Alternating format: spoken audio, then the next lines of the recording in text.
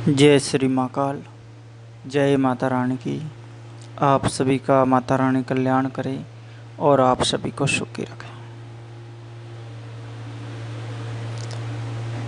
आज बात करते हैं गुरु मंत्र पर, गुरु दीक्षा पर, और गुरु दीक्षा क्यों आवश्यक है, कैसे प्राप्त करनी है, क्या करना है, क्या होता है, वो सब आपको जानकारी देंगे। पहली बात तो ये है कि गुरु के बिना ज्ञान नहीं, यानी बिना गुरु के कुछ भी हासिल नहीं होता है।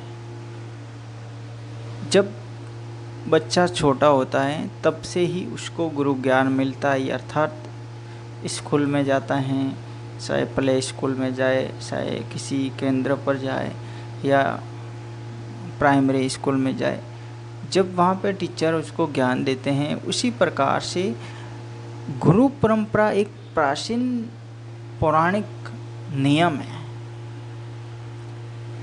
जब हमें किसी की आवश्यकता होती है, किसी भी कार्य क्षेत्र में कोई काम करने के लिए या कोई काम सीखने के लिए, तो किसी दूसरे इंसान से संपर्क करते हैं कि आप हमें ये कार्य सिखा दीजिएगा ताकि हमारा रोजी रोटी प्राप्त हो सके।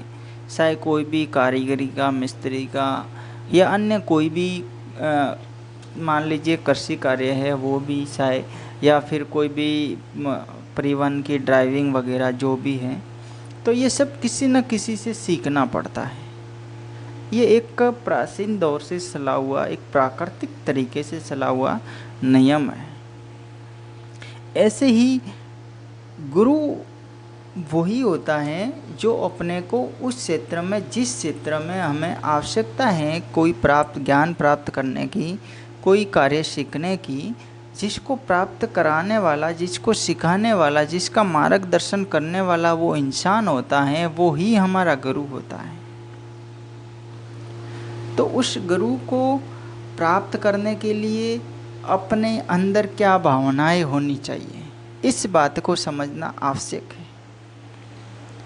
अपन किस उद्देश्य से उसको ये कह रहे हैं कि आप हमें ये दीजिएगा, हमें ये सिखाइएगा, ये बताइएगा, ये किस उद्देश्य से कह रहे हैं? अपना उद्देश्य क्या होता है वो जाहिर करना होता है।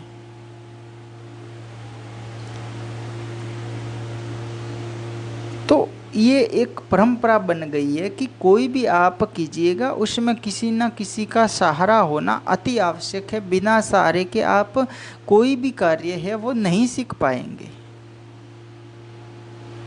इस लेवल पर आपको पहुंचने के लिए किसी का सहारा अनिवार्य है। तो ये गुरु मंत्र, गुरु साधना, ये एक तंत्र विज्ञान का ही एक अलग पार्ट्स मानते हुए, इसमें अभी वर्तमान में क्या होता है कि जब भी गुरु शब्द का प्रयोग होता है तो लोगों के मन में एक भावना होती है कि क्या तू बाबा बन गया है, क्या तू साधु बन गया है, क्या कौन से महाराज हो, मतलब ऐसे कहीं से भी क्वेश्चन निकलते हैं उनके भावों से, उनके मन से। लेकिन उन मूर्खों को ये पता नहीं कि गुरु तो हर किसी जगह पे खड़ा है, हर किसी कार्य में गुरु ही आवश्यक होता है।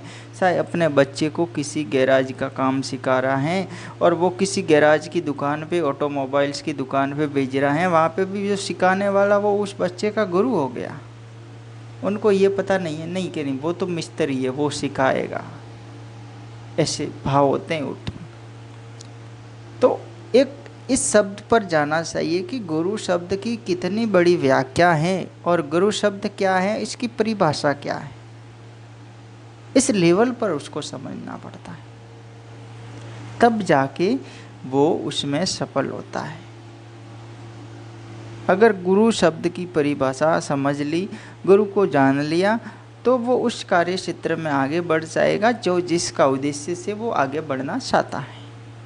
बच्चा गैराज का काम सीखने के लिए उससे मिस्त्री के पास जाता है और उससे काम सीखता है, उसको वो जैसे कहता है वैसे कहता है, तब जाके वो इसके जैसा ही मिस्त्री बनता है, यानी वो उस गुरु दीक्षा में वो सफल हो गया।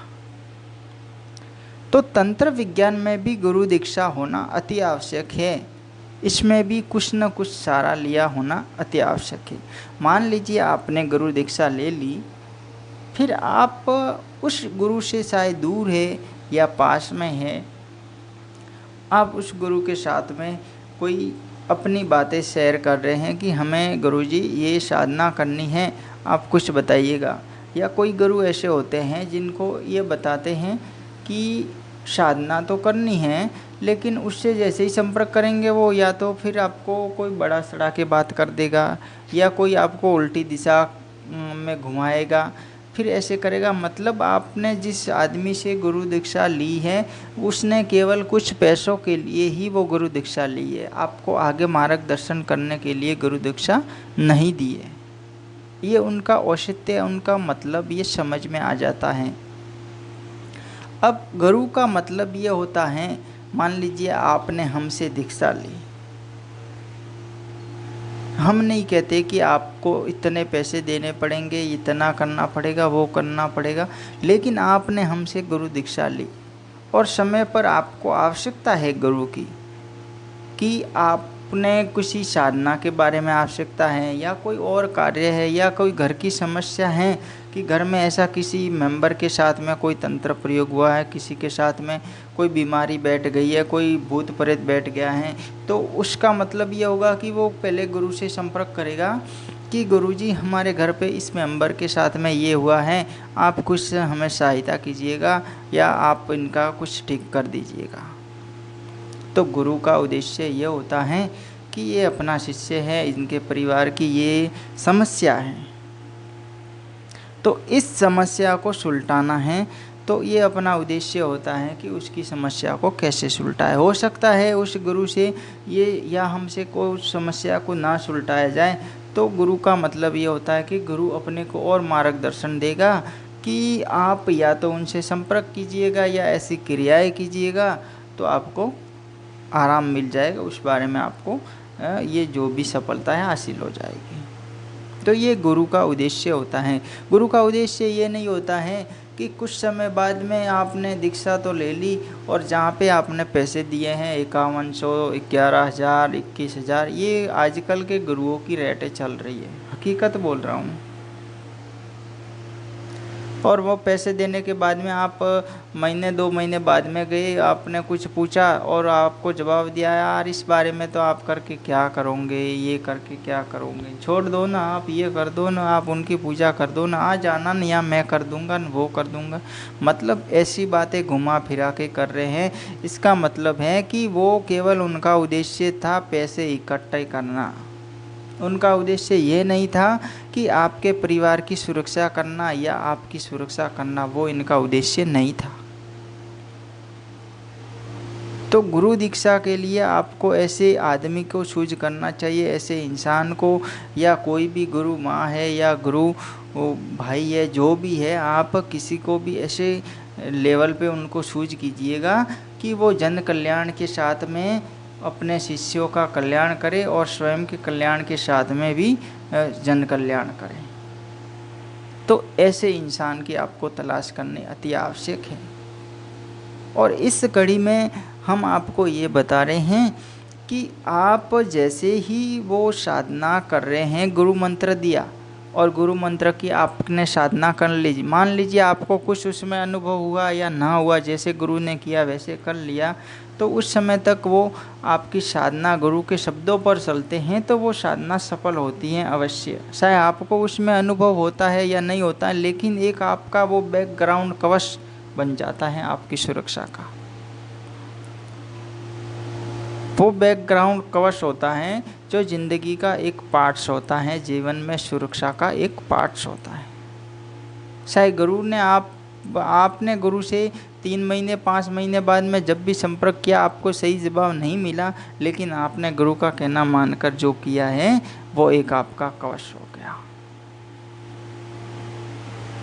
ऐसे बहुत से लोग ऐसे होते हैं जो केवल अपनी एक्टिविटीज, अपनी उद्देश्यता ये होती है कि अपने को कुछ समय प्रसिद्ध होना है, बस ज़्यादा से ज़्यादा लोगों में प्रसिद्ध होना है, करना कुछ नहीं है, एक बार पैसे इकट्ठे करना है, फिर कहीं और कुछ और कर देंगे या फिर बंद कर देंगे। ये ऐसा सिस्टम भी होता है। आपसे ये निवेदन है कि गुरु मंत्र का जप कीजिएगा, हम आपको गुरु मंत्र देंगे। गुरु मंत्र का जप कीजिएगा, जितना बताए उतना कीजिएगा। वो ऐसी एक साधना होती है, गुरु मंत्र की साधना एक ऐसी होती है कि जिसको करने के बाद में आप एक जीवन का पार्ट्स उसको समझ लीजिएगा। आपकी जीवन में एक सुरक्षा हो जाएगी कि आप उसको कैसे चाहते हैं। मान लीजिएगा आपने गुरु दीक्षा कहीं से ले ली, लेकिन आप कुछ दिनों बाद में गुरु को किस हालत में देखते हैं, क्या किस उद्देश्य में देखते हैं, अगर आपके विचार कुछ अलग तरीके से उसमें अनुभव हुए कि यार ये किस प्रकार से अपन ने कर दिया, तो वो आपकी साधना है वो खंडित हो जाती है। इसलिए आपसे कहते हैं कि आपने जिससे भी साधना ली है या जिससे भी लेने वाले हैं, उनके प्रति अगर आप साधना ले रहे हैं तो कोई भी अपने मन में बुरा विचार या कोई भी गलत विचार ना लाए। जो आपने साधना ली है तो अच्छी बात है, नहीं ली है तो आप दूर रहिएगा, लेकिन आप किसी का अपमान ना करें, चाहे छोटा हो चाहे बड़ा हो, चाहे कुछ भी हो, चाहे तंत्र क्रिया में पारंगत हो या ना पारंगत हो। आपको रास्ता दिखा रहा है, इसका मतलब वो आपका गुरु है। चाहे गुरु को कुछ आता है जाता है नहीं है क्या है, वो उसको शिष्य से कोई लेना देना नहीं होता है। लेकिन शिष्य को जो सफलता मिल रही है, आखिर वो मिल रही तो उस इंसान के ज़रिए है जिसने आपको कुछ उद्देश्य, कुछ आपको एडवाइस दिए हैं, जिसके बारे में आपका कुछ मार्गदर्शन किया है। अगर आपको वो समस्या का समाधान हो रहा है, आपको कुछ सफलताएं मिल रही हैं, तो आपका वो 100% गुरु है, चाहे उसको कुछ भी आए या ना आए। लेकिन आपने उसका अपमान कर दिया या उसका कुछ कर दिया तो आपकी ज़िंदगी में बहुत से कष्टों को झेलना पड़ेगा आपको।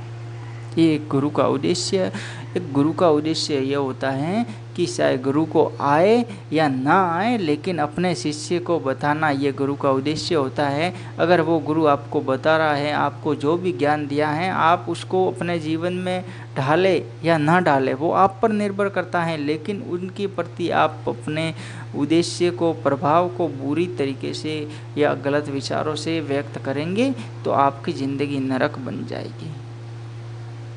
चाहे आप किसी भी देवी देवता की पूजा करना, किसी भी शक्ति की करना, चाहे आप ब्रह्मा विष्णु महेश की करना, लेकिन अगर गुरु के तौर पर आपने किसी का भी अपमान किया या किसी भी इंसान का, चाहे छोटा है बड़ा है, साधु है संत है, किसी का भी कर दिया तो वो आपको जीवन में नुकसान होता है। दूसरी बात ये है कि वर्तमान समय में आपको ये नहीं देखना होता है कि आपको क्या कुछ होगा कि नहीं होगा। आपको अपनी सफलता से मतलब रखना है, अपने जीवन उद्देश्य से मतलब रखता है। रही बात गुरु के एक जीवन की, तो गुरु का जीवन कोई ज़रूरी नहीं होता है कि गुरु को, सन्यासी गुरु को ही गुरु मान लिया जाता है। सन्यासी गुरु से बेहतर गृहस्थी गुरु भी बहुत बेहतर होते हैं, जो वो ज़्यादातर आज के जीवन में गुरु दीक्षा, हर कोई गुरु माँ होती है, गुरु भाई होते हैं, तो वो वर्तमान में 90% 99% होते हैं जो सब गृहस्थी ही होते हैं। और ये प्राचीन काल से भी आप पुराणे वगैरह जो भी कथाएं पढ़ते हैं तो उसमें भी यही होता है कि गृहस्थी और सन्यासी, उनमें क्या अंतर होता है। अगर मान लीजिएगा आप किसी भी तरीके की साधना के लिए कहीं जाना चाहते हैं तो आपको उसमें एडवाइस प्रथम गुरु होगा, वो आपको एडवाइस करेगा। अगर वो एडवाइस नहीं करता है तो फिर आपको किसी और गुरु की तलाश करनी पड़ेगी। तो इस तरीके से अपने भावों को, विचारों को रखिएगा। रही बात गुरु मंत्र की, तो हम आपको गुरु मंत्र बता रहे हैं। इस गुरु मंत्र की आप साधना कीजिएगा। आप साधना कितनी करेंगे ये आपको बता देते हैं। इस गुरु मंत्र की साधना आपको रोजाना 5 माला करनी है, किसी भी रुद्राक्ष की माला से करनी है। अपने आसन में के तौर पर आप कोई भी कपड़ा काम में ले सकते हैं, कोई भी शॉल काम में ले सकते हैं। आप ये साधना घर के किसी कमरे में कर सकते हैं, छत पर बैठ के कर सकते हैं, किसी पेड़ पौधे के नीचे बैठ कर सकते हैं, किसी तालाब या नदी का किनारा है तो वहाँ कर सकते हैं, या कोई शिव मंदिर है तो वहाँ जाके कीजिएगा, आप 100% उसमें सफल होंगे। इसके अलावा हम आपसे जैसे दूर हैं तो आप हमसे संपर्क नहीं कर सकते। हम आपको मैसेज के ज़रिए, आपको वीडियो के ज़रिए ये सब आपको बता रहे हैं। रही बात गुरु दक्षिणा की, तो गुरु दक्षिणा एक परंपरा है जिसमें आप गुरु को कुछ कहने की ज़रूरत नहीं होती है। गुरु दक्षिणा में एक आज के समय में गुरु दक्षिणा के लिए किसी के वहाँ जाते हैं तो उनका एक फिक्स टेंडर होता है कि 11,000 उसकी फीस है गुरु दक्षिणा की। फिर जब भी गुरु दक्षिणा होती है वो शॉल ओढ़ा के अपना मंत्र बताते हैं, उस समय कहते हैं कि आपकी इच्छा अनुसार यहाँ दान रख दीजिएगा। असली दान वो इच्छा अनुसार रखने का बोलते हैं, वो असली दान होता है। फिर जो पहले उन्होंने पर्सनली बुकिंग करवाया था 11,000 21,000 दे के 5100 दे के, वो उनका पर्सनली मैटर था। तो आपको ऐसा नहीं करना है। आपको गुरु दक्षिणा के तौर पर आप हमारे किसी भी लिंक पर आपको जितना चाहिए वो कर सकते हैं। हम नहीं कहते कि आप इतने गुरु दक्षिणा कीजिएगा, हम ये कहते हैं कि आपको जो मंत्र बता रहे हैं इस मंत्र को आप कीजिएगा। मंत्र सुनिएगा। ओम बम बम शिव योगी रुद्राय महाकालेश्वर नमः शिवाय। ओम बम बम शिव योगी रुद्राय महाकालेश्वराय नमः शिवाय। ये मंत्र है, इस मंत्र को आप जप कीजिएगा रोज़ाना 5 माला, आप सुबह शाम जब भी आपको टाइम मिलता है।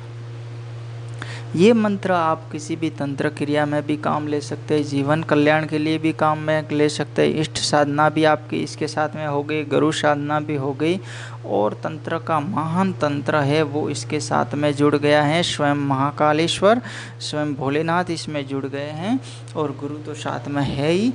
ये साधना करने के बाद में, ये साधना आपको कम से कम 1.5 महीने तक यानी 45 दिन से ऊपर करनी है। ये साधना करेंगे आपके जीवन की बहुत सी समस्याओं का समाधान होगा। आपको लगेगा कि आप कुछ अलग ज़िंदगी जी रहे हैं। इसके साथ ही अगर आपको अनुभव नहीं भी हुआ है तो भी आपका बैकग्राउंड कवच हमेशा के लिए ज़िंदगी का बन जाएगा। आप कहीं भी चाहे घूमेंगे, शमशान हो, कैसी भी जगह हो, आप किसी भी तांत्रिक से आपका अगर पाला पड़ गया है तो वो तांत्रिक भी आपको हिलाने डुलाने वाला नहीं रहेगा, वो भी आपका कुछ भी बिगाड़ने वाला नहीं रहेगा। ये हमारा वचन है, आप करके देखिएगा। हमें कुछ नहीं चाहिए, बस आपका प्रेम चाहिए। आप हमें मैसेज करते रहिएगा सुबह शाम। जो भी आप हमारे व्हाट्सएप पर मैसेज करते हैं, जो भी याद करते हैं, उनका कल्याण हो, हमेशा वो जीवन में खुशी रहे। आपकी जो भी दक्षिणा होगी हमें स्वीकार होगी, आप जितना भी कुछ करेंगे हमें स्वीकार होगा। हम तो आपसे ये निवेदन करेंगे कि आपके जीवन में भी कल्याण बने और आपकी अनुभूतियों से, आपके प्रेम से हमारा भी जीवन कल्याण हो।